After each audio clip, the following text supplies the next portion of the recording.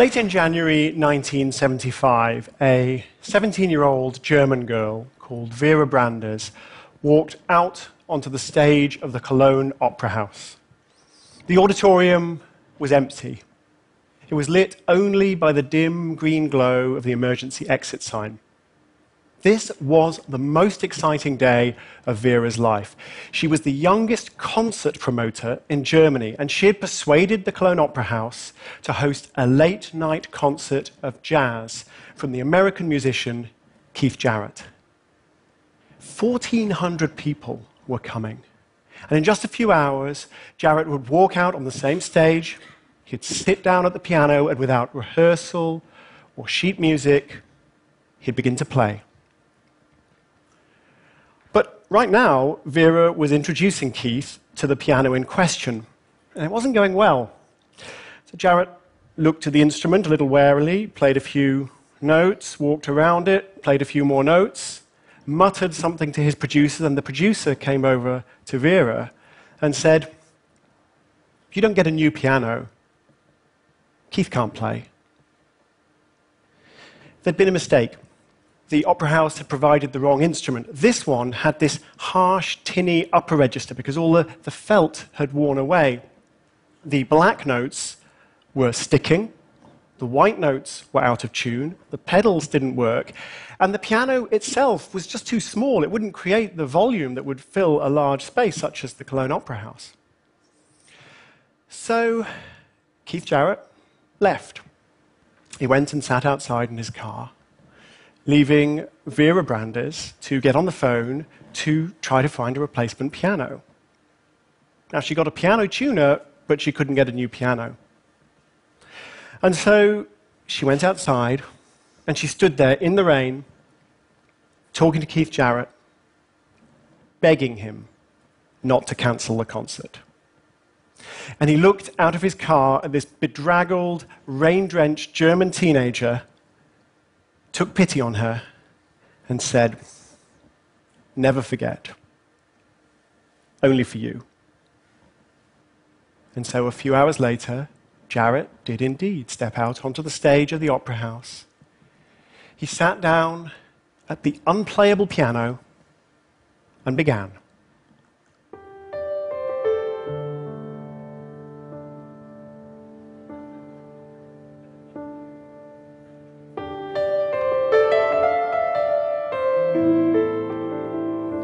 Within moments, it became clear that something magical was happening. Jarrett was avoiding those upper registers. He was sticking to the middle tones of the keyboard, which gave the piece a soothing, ambient quality. But also, because the piano was so quiet, he had to set up these rumbling, repetitive riffs in the bass. And he stood up, twisting, pounding down on the keys, desperately trying to create enough volume to reach the people in the back row. It's an electrifying performance. It somehow has this peaceful quality, and at the same time, it's full of energy. It's dynamic. And the audience loved it. Audiences continue to love it because the recording of the Cologne concert is the best-selling piano album in history and the best-selling solo jazz album in history. Keith Jarrett had been handed a mess. He'd embraced that mess, and it soared.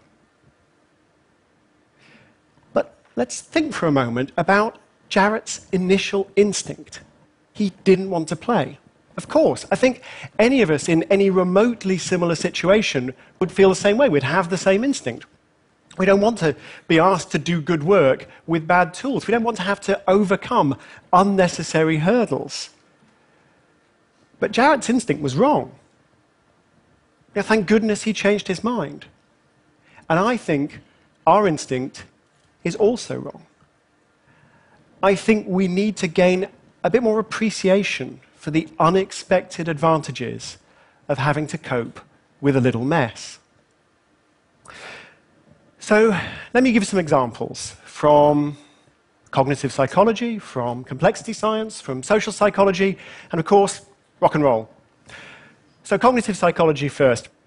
we've actually known for a while that certain kinds of difficulty, certain kinds of obstacle, can actually improve our performance. For example, the psychologist Daniel Oppenheimer, a few years ago, teamed up with high school teachers, and he asked them to reformat the handouts that they were giving to some of their classes. So the regular handout would be formatted in something straightforward, such as Helvetica or Times New Roman. But half these classes were getting handouts that were formatted in something sort of intense, like Hattenschweiler, or something with a zesty bounce, like Comic Sans italicized. These are really ugly fonts, and they're difficult fonts to read. But at the end of the semester, students were given exams, and the students who'd been asked to read the more difficult fonts had actually done better in their exams in a variety of subjects. And the reason is the difficult font had slowed them down, forced them to work a bit harder, to think a bit more about what they were reading, to interpret it, and so they learnt more. Another example. The psychologist Shelley Carson has been testing Harvard undergraduates for the quality of their attentional filters. What do I mean by that? What I mean is, imagine you're in a restaurant, you're having a conversation. There are all kinds of other conversations going on in the restaurant. You want to filter them out. You want to focus on what's important to you. Can you do that? If you can, you have good, strong attentional filters. But some people really struggle with that. Some of Carson's undergraduate subjects struggled with that. They had weak filters. They had porous filters, let a lot of external information in. And so what that meant is they were constantly being interrupted by the sights and the sounds of the world around them. If there was a television on while they were doing their essays, they couldn't screen it out. Now, you would think that that was a disadvantage. But no. When Carson looked at what these students have achieved, the ones with the weak filters were vastly more likely to have some real creative milestone in their lives, to have published their first novel, to have released their first album. These distractions were actually grist to their creative mill. They were able to think outside the box because their box was full of holes. Let's talk about complexity science. So how do you solve a really complex problem? The world's full of complicated problems. How do you solve a really complicated problem? For example, you're trying to make a jet engine. There are lots and lots of different variables, the operating temperature, the materials, all the different dimensions, the shape. You can't solve that kind of problem all in one go. It's too hard. So what do? Well, one thing you can do is try to solve it step by step. So you have some kind of prototype, and you tweak it, you test it, you improve it. You tweak it, you test it, you improve it. Now, this idea of marginal gains will eventually get you a good jet engine, and it's been quite widely implemented in the world. So you'll hear about it, for example, in high-performance cycling. Web designers will talk about trying to optimize their web pages. They're looking for these step-by-step gains. That's a good way to solve a complicated problem. But you know what would make it a better way? A dash of mess. You add randomness early on in the process. You make crazy moves. You try stupid things that shouldn't work. And that will tend to make the problem-solving work better. And the reason for that is the trouble with the step-by-step process, the marginal gains, is they can walk you gradually down a dead end. And if you start with the randomness, that becomes less likely, and your problem-solving becomes more robust. Let's talk about social psychology. So the psychologist Catherine Phillips, with some colleagues, recently gave murder mystery problems to some students. And these students were collected in groups of 4, and they were given dossiers with information about a crime, and alibis and evidence, witness statements, and 3 suspects. And the groups of 4 students were asked to figure out who did it, who committed the crime. And there were 2 treatments in this experiment. So in some cases, these were 4 friends. They all knew each other well. In other cases, 3 friends and a stranger. Now, you can see where I'm going with this. Obviously, I'm going to say that the groups with the stranger solved the problem more effectively, which is true. They did. Actually, they solved the problem quite a lot more effectively. So the groups of 4 friends, they only had a 50-50 chance of getting the answer right, which is actually not that great. There's multiple choice, the three answers. 50-50 is not good. The three friends and the stranger, even though the stranger didn't have any extra information, even though it was just a case of how that changed the conversation to accommodate that awkwardness, the three friends and the stranger, they had a 75% chance of finding the right answer. That's quite a big leap in performance. But I think what's really interesting is not just that the three friends and the stranger did a better job, but how they felt about it. So when Catherine Phillips interviewed the groups of four friends, they had a nice time. They also thought they'd done a good job. They were complacent. When she spoke to the three friends and the stranger, they had not had a nice time. It's actually rather difficult, it's rather awkward, and they were full of doubt. They didn't think they'd done a good job, even though they had. And I think that really exemplifies the challenge that we're dealing with here. Because, yeah, the ugly font, the awkward stranger, the random move, these disruptions help us solve problems. They help us become more creative. But we don't feel that they're helping us. We feel that they're getting in the way. And so we resist. And that's why the last example is really important. So I want to talk about somebody from the background of the world of rock and roll. And you may know him. He's actually a TEDster.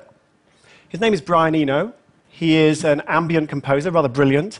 He's also a kind of catalyst behind some of the great rock and roll albums of the last 40 years. So he's worked with David Bowie on Heroes. He worked with U2 on Achtung Baby and the Joshua Tree. He's worked with Devo. He's worked with Coldplay. He's worked with everybody. And what does he do to make these great rock bands better? Well, he makes a mess.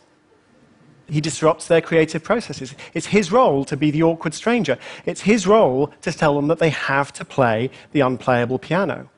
And one of the ways in which he creates this disruption is through this remarkable deck of cards. I have my signed copy here. Thank you, Brian. They're called the oblique strategies. He developed them with a friend of his. And when they're stuck in the studio, Brian Eno will reach for one of the cards. He'll draw one at random, and he'll make the band follow the instructions on the card. So this one, change instrument roles. Yeah, everyone swap instruments. Drummer on the piano. Brilliant, brilliant idea. Look closely at the most embarrassing details. Amplify them. Make a sudden, destructive, unpredictable action. Incorporate. These cards are disruptive. Now, they've proved their worth in album after album. The musicians hate them. So Phil Collins was playing drums on an early Brian Eno album. He got so frustrated he started throwing beer cans across the studio. Carlos Alomar, great rock guitarist, working with Eno on David Bowie's Lodger album. And at one point he turns to Brian and says, "Brian, this experiment is stupid." But the thing is, it was a pretty good album, but also Carlos Alomar, 35 years later, now uses the oblique strategies. And he tells his students to use the oblique strategies because he's realized something. Just because you don't like it doesn't mean it isn't helping you. The strategies actually weren't a deck of cards originally. They were just a list on the recording studio wall, a checklist of things you might try if you got stuck. The list didn't work. You know why? Not messy enough.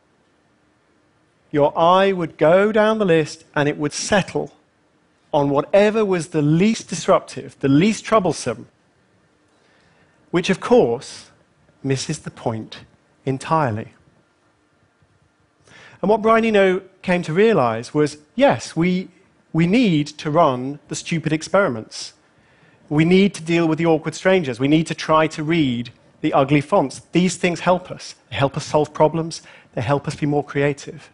But also, we really need some persuasion if we're going to accept this. So however we do it, whether it's sheer willpower, whether it's the flip of a card, or whether it's a guilt trip from a German teenager, all of us from time to time need to sit down and try and play the unplayable piano. Thank you.